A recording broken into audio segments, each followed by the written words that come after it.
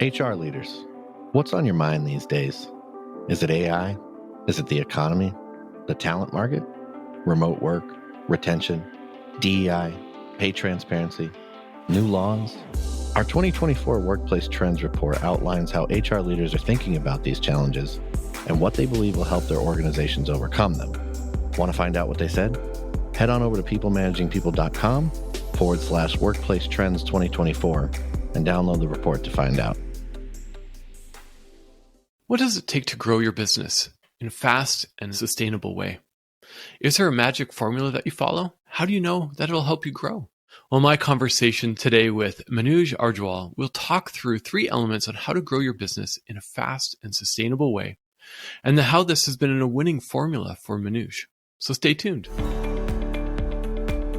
We're People Managing People, and our purpose is to build a better world of work. We're owners, founders, entrepreneurs. We're middle managers, team leaders. We represent every business function in an organization. And we're on mission to help people lead and manage their teams and organizations more effectively. So if you want to lead and manage better, and if you want to become a better organizational leader and more effective people manager, then join us. I'm your host, Tim Reitzma, and keep listening to find inspiration, actionable insights, and tools you need to recruit, retain, and manage and lead your people and organizations more effectively. And while you're listening to the show, please subscribe and join our mailing list on peoplemanagingpeople.com. Join our community of leaders and follow us on social media to stay up to date with all that's going on. Hi, Manuj, and welcome to the People Managing People podcast. It's such a pleasure to have you here today. Thank you so much. Thanks. I'm excited. Yeah, it's been a while since we last connected, and when we last talked, I asked you a question about what keeps you up at night, and I loved your answer. And your response was growing your business in a sustainable way, how to grow fast in a sustainable way. And so I'm really curious, what prompted you to respond to that question, or what? Yeah, I'm really curious about that.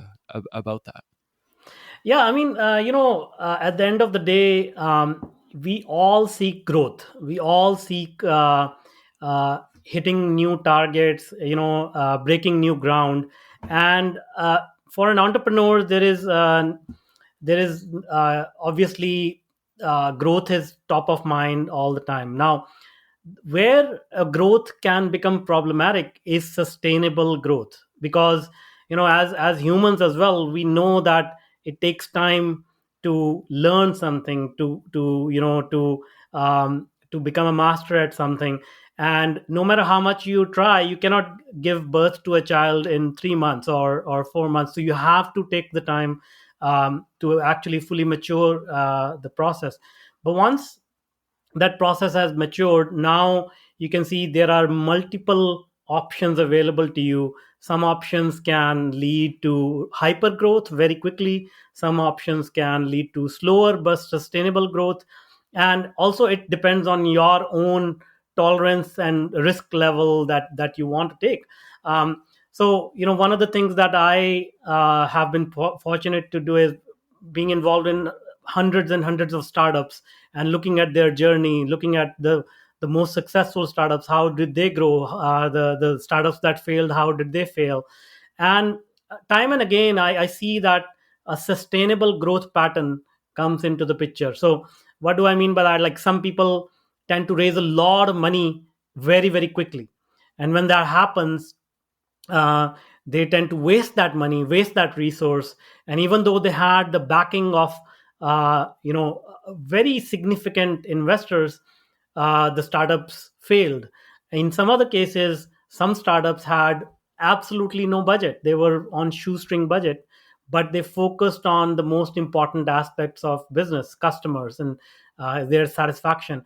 And they made sure their employees were happy. So they grew sustainably, and that growth was such that even when they became a real company out of startup stage, they continued to grow. So sustainable growth to me is that is that is the essence of business, where we can grow in a comfortable and sustainable manner, and it doesn't hit a plateau where we say, okay, we grew so fast in the first 5 years of our existence, but now we are just sort of cruising through and we're not making any progress. That is not sustainable growth.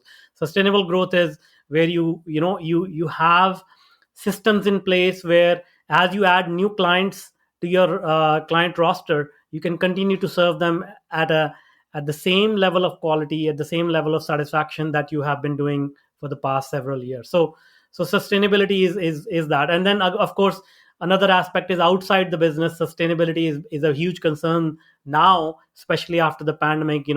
How do you make sure you don't you have a good impact on society, you have a good impact on community, on the environment and things of that nature. So again, sustainability comes into the picture not only within the organization but outside the organization as well.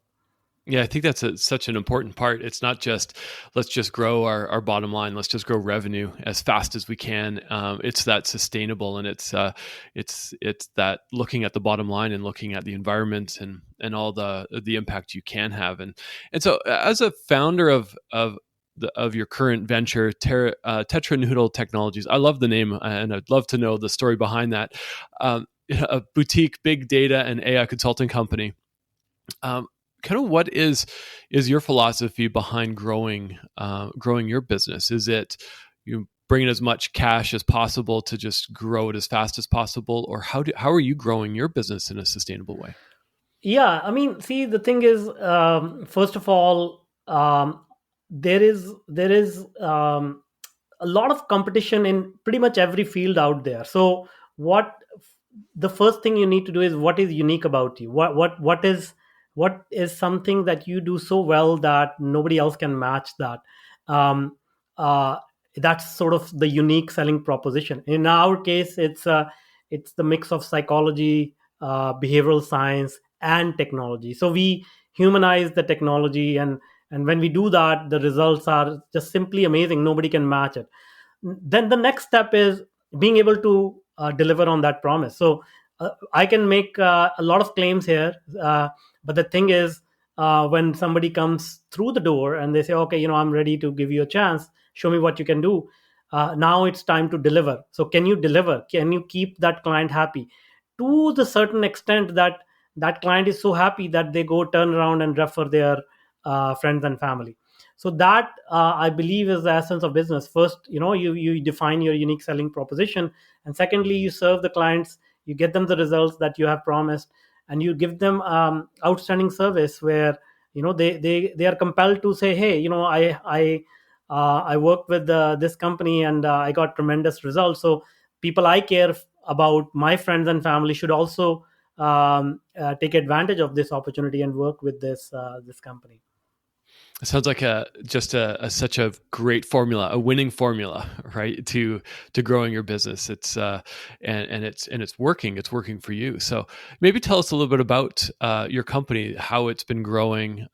Share what you can, and kind of what's next for you and in your organization. Yeah. So I mean, data is the new gold. Data is the new oil. So if you understand data, you can do tremendous things with it, and the evidence of that is all around us.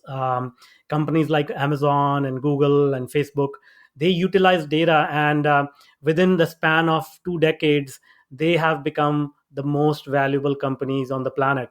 They beat out Ford, they beat out Walmart, they beat out all these conglomerates which have been around for hundreds of years. And that's because they really understand data. They understand more about us than we do. And that is the power of data which we provide to our clients, whether that's startups or Fortune 500 companies. The idea is that not a lot of people understand what is the value that they are sitting on. They have been collecting data for maybe it's several years or several decades, but what do they do with that data? How do they utilize it? How do they capitalize it on the value that is encapsulated in that data? That's where we come in, where we find the patterns. We say, hey, let's look at the buying behavior of your customers. Let's look at the demographics of your customers, and it's not just simple demographics. Okay, let's look at the age, and those things have been done, tried and tested, but we go real deep and look at the behavior, look at the psychology of the person. What are they going through? See, we are living in a very dynamic environment. As the environment around us changes, as the economy around us changes, our behavior, our psychology also changes. Before 2019, before the pandemic was on the scene, the business was done very differently. Now everybody thinks differently. So when you look at that data, you can pick up these patterns and you can say, okay, now the economy has changed, people are thinking differently. Now let's tweak our product mix, let's tweak our pricing, let's tweak the offers that we are making, and enhance the customer satisfaction, enhance customer loyalty. That's what it's all about: understanding your customers, understanding your employees. And when you really get into that mode, then you get buy-in very quickly. You don't have to you don't have to convince somebody of the value that you're providing. People see that, hey, this will be beneficial to me. And obviously, as you do that consistently, your profit margins increase, your marketing spend goes down, customer loyalty increases. All these are benefits which are very human, at a very human level, very satisfying. But at the same time, um, doing this with technology can be done very very quickly, very very consistently. Doing it through manual means is an uphill battle. Yeah, I can see how your company really helps other organizations. Really, and just in line with the topic of this podcast, is how to grow your business fast in a sustainable way by looking at your data. Right, you can grow and say, "I just need more money," and you keep throwing money at a problem. It doesn't solve the problem. It's taking a look internally inside your business and saying, okay, what data do I have? What unique selling proposition, or what's my unique offering? And so it sounds like that's what your organization is able to help people unpack. Absolutely, absolutely. Yeah. Not only that, like, we help with personal branding. A lot of people need to build their brand online these days, and once again, it takes a lot of energy, a lot of time. But with AI, with automation, we are able to establish thought leaders. We are able to create influencers within months, weeks, and people get a lot of traction, inbound leads, inbound interest, opportunities to speak, opportunities to participate in conferences. I think I shared this with you a few months ago. I got a chance to talk at a UN related event, and next to the Secretary General of the UN and Nobel Prize winner. So these kind of opportunities are they don't happen every day. But once you establish a brand name, it becomes easier, it becomes more real than people think it can be. Yeah, I think you're absolutely right. Well, I know you're absolutely right. It's that building that trusted brand. So again, you can grow fast, but if people don't trust you and you don't have authority in your space, then you're kind of in trouble. You're kind of just going to flounder there. So I just want to take a little shift here. And so we've been talking about, kind of the how to grow, and I think I want to take a look at from the perspective of leadership. So you've had an opportunity you're leading in your organization. In your past, you've led multiple teams. So a question that I have is, what does leadership mean to you? You know See, the thing is that leadership, in my opinion, is like being a GPS, being a map, being somebody who can point in the right direction and say, okay, this is where we are going, this is the territory that we need to cross, and this is the speed we can adopt. And when there are potholes, when there are roadblocks, let me know. I will be there to help you out, roll up my sleeves, and let's get this done together, and let's get to the destination together. That is the essence of leadership, in my opinion. Is that the other thing is understanding what is the overall objective. So in the same analogy of going in a certain direction, if you are the GPS, you are the GPS for the team. So you have a team objective, you want to reach somewhere, whether that's a revenue goal, whether that's launching a product, whether that's launching a company, what have you. But you also have to realize each member of the team also has their own personal goals, right? So they have their own priorities, they have their own families, they have their own um, uh, you know uh, things that are not visible on the surface. Like, somebody wants a job as a project manager because they want to pay off their debt, student debt. Somebody wants to do really well and get a promotion because they are planning to have a family next year.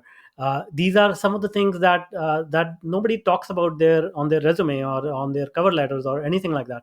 But once you get to know people, once you really understand what their personal priorities are and how do you align those priorities with the overall team objectives, that is the essence of leadership. Because then you tap into, once you align those priorities, you tap into intrinsic motivation that all of us have, right? So once you do that, when people say, hey, this person is not only focused on the company objective or his own agenda, but he's trying to help me get where I want to get in my professional and personal life, then you don't need to push people. They push themselves, and the work environment becomes very enjoyable and collaborative, and there is no politics involved, there is no backstabbing involved. So that's what I think about leadership. Yeah, that's fantastic, and I love that you brought in just those the motivators. What is motivating somebody, because it really feeds into growing your business. So filling a company full of people is not necessarily going to grow your business. It's understanding what's underneath the surface. And that's such an important aspect of leadership. Do you see that often, or do you see that there's a need for leaders to be able to sit down with their teams and really, unpack what is aside from career aspirations, but what is that motivation? Do you see that there's a need? Absolutely, absolutely, absolutely. I mean, in fact, I will say a lot of the times, most, I will say 90% of the people or the companies we talk to, they are not there. They are not there. They don't even know anything about their employees other than what is on the resume. They don't know who's in their family. They don't know what is bothering them. They don't know anything um, about their team members. And in many cases, that is what's causing disengagement. That's what's causing productivity loss. Productivity loss or lack of engagement accounts for what, about $8 trillion loss around the globe yearly. um, That's a lot of and money. exactly. And it has become worse because now we are not even working face to face anymore. In many cases we are working hybrid or remote.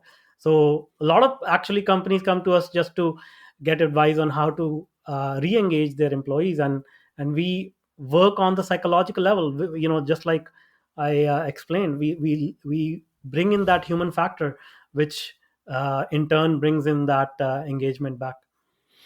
Bringing in the human factor, it's just often I've seen in back in my consulting days is just lost. It's like you said, it's what's on somebody's resume, what their goals are, and then I can just imagine a founder or a leadership team wondering why the company's not growing. Why is it not growing in the way that they need? So it sounds like from what I'm hearing, it's not just about the product, about the unique aspect of what you're offering the market, but it's also looking internally. If you want to grow your business, you have to be looking internally. Absolutely. There is absolutely no point to look externally unless you clean your own house. There is no point. You'll be just pushing harder, you'll be spending more, you'll be getting more frustrated. Yeah, and so I'm curious. Have you, what do you do as a leader? How do you, thinking about your business and wanting to ensure that it's growing in a sustainable way and it's growing fast? Kind of walk us through, Manuj, like what is your day to day or your week to week with Yeah, your yeah. leadership team? Sure, sure. So, I mean, at the end of the day, it all starts with a vision on where do you want to be, where do you want to go, and then that is a high level vision, and in some cases, very not very clear. Okay, we want to sign up, 100 clients by the end of the year. So let's say that's a vision, and then you sort of break it down on monthly basis and say, okay, what can we do this month to achieve some of that vision? That vision may be totally unrealistic, maybe too much or too little, I have no idea, but that's the vision. Let's figure it out, what we can do to solidify that this month, and then come up with a certain projects that we can accomplish in that month. And then making sure that we have the resources to execute that plan. In many cases, what we do is we look at the team and we look at the resources, and many times we have to say no to many projects and say, okay, we don't have the team, we don't have the time, so let's clean that off and let's come up with a plan that we can realistically execute. There's no point in making castles in the air, especially at the tactical level. With a vision, long-term vision, yeah, you can make castles in the air, that's not a problem. But with the tactical part, you cannot, there is no point. So once you break it down, then basically I sit down with my team every day. There's a meeting, 1 hour stand-up meeting, where we talk about what I mean, 3 questions we ask: what happened yesterday, what are you planning to do today, do you have any questions where myself or the team can help you accomplish your goals, right? And after that, I just let them do their thing, because my team is spread across 4 continents. So even from the time zone perspective, I cannot be looking at them. Plus, people, as I said earlier, once we um, tap into that intrinsic motivation, you need to give autonomy to people. Otherwise, again, if you're micromanaging them, there is that intrinsic motivation is going to get killed. So you let them know, okay, these are the objectives, this is the plan, this is why we are doing it. That is another important thing. A lot of leaders miss that part, which is to explain why the hell are we doing this. What is the objective, where are we going. I can tell somebody, okay, we're going to do like 10 social posts, we're going to do 100 client calls, we're going to do all these things. To what end? Like, what is the objective? Okay, then you need to explain, okay, if we do 10 social posts, on average we are getting these many views, on average this it leads to this many leads, and those leads will convert, by conversion rate, it'll convert to this many customers. And when we convert that revenue, this is what will happen to the company. And when the company does that, coming back to your intrinsic motivation, how will it affect your life? Mm-hmm. Make sense? So That makes now, sense. Yes. now that 10 posts are directly tied to their intrinsic motivation of raising a family next year, their intrinsic motivation of paying off that mortgage next year, whatever that Mm-hmm. is, right? Yeah. And so now they know, okay, this is important, this is why, right? Yeah.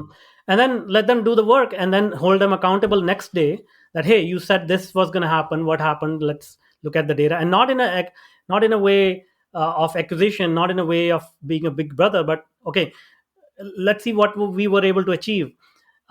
This is awesome that we were able to achieve this, but what about this which we were not able to achieve? What can I do, what can the team do to get us closer to that goal? Maybe we were not realistic in this, maybe we didn't anticipate the challenges that we had. But if you are sincere, if the team member is sincere enough and they can demonstrate they put in their sincerest effort, and we were not able to achieve that goal, you should have that trust in the team member, that, okay, there is some gap here, we need to fill that gap, whether that's communication, whether that's knowledge, whether that's tools, whatever that gap is, let's fill it. But then on the other side, you also have to make them accountable, that if they consistently miss their targets, then you need to have a conversation. Okay, is there something bigger going on behind the scenes? If there's like in some cases life events are happening in their life which we are not privy to, or something going on. But at the end of the day, if they are consistently not delivering, then you need to replace the team member. So that's the process that I go through. And starting from multi-million dollar projects or small projects, it works consistently, whether that's a global large team, whether that's a very small team. At the end of the day, you need to give autonomy to people. You need to tell them, this is why we are doing it, this is what you need to do, give them the tools, give them the knowledge, and then let them do their thing. Yeah, providing that clarity, right? So if I say to a team member or say to somebody in my life, like, I can't think of a good example, but okay, go plan an event. And that's it. I don't provide any guidance on what's the event about, what's the title, what's the outcome, what's the goal. It's not going to be a great event. But actually, as a leader, we sit down and need to set, the strategy. Why are we doing this? What's the purpose? What's the point? And then allowing people to be autonomous and drive the results. Yeah. And so it sounds like that's been a winning formula for you. Yeah, I mean, and then the other thing is like you got to do what you love doing, and then that becomes such a easy way to make a living and live life, that even when there are downturns, you're doing what you love anyways, so it's all good, and the people around you are supporting you because they know that you are working in their favor. And so it's just a wonderful way to do business. Yeah, no, it sounds like it. So if anybody's listening, or if people are listening today and thinking about, okay, how can I grow my business in a fast, sustainable way? Sure, you can go and raise money. That's one way of doing it, and you know, or let it grow organically. I think it's defining what that fast means. Because I worked at a company that, it was part of our purpose was to be one of the best, not the best, but just one of the best. And it was slow and steady, and the founders loved it. That was how they wanted to run their business. I've also worked at companies where it was, we got to take it in as much money as possible so we can develop a product and grow, and then we'll run out and we'll raise more. And it's all about raising more and more and more. And Yeah, so, I mean, everybody has their own way. There's no right or wrong, but yeah, whatever works for each person. yeah, and I think it's you touched on something that's really important. It's not just thinking about growing the product, but growing from a leadership perspective and growing the team, because they're effectively the ones who are going to be driving the business forward. And so if somebody's listening and going, okay, so this is great, how do I do this? How do I, I need to grow my business. I have people that rely on me. What do I do? Where do I start? How do I, is it defining what fast is? Is it defining the goals? We've got a product. So, what's that one piece of advice that you can provide? Well, I mean, I wish there was an answer to that. I know, If right? there was, It's like shake yeah. the, and it's like looking the, and try to get like, that wish list or that magic answer out of that eight ball. Yeah. The magic answer is this, right? Like, there is no one single situation that is similar to another. So everybody is doing their own thing. They are in their own sort of niche. They are serving a different set of clients. They're trying to solve a different type of problem. So it all starts with that analyzing uh, what is it that they are trying to do, what does the market demand, what are they good at, and then trying to sort out what are the roadblocks, as I said earlier, what are the potholes, uh, because once you go through enough of these scenarios, you can spot them.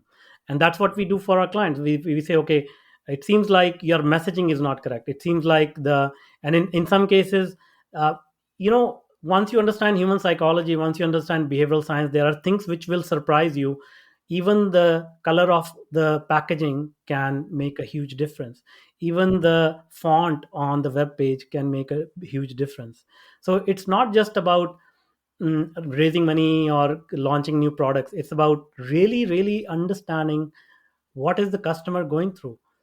The growth will only happen through one means: if you have more customers. There is no other way, unless you are buying your own product. So um, so so the idea is you need to understand your customers, and there are multiple ways to do that. And once you really get down into that, you have the resonance, you have the clarity. Then it's just optimizing, making sure you provide that value, making sure more people know about you. It's a noisy world out there.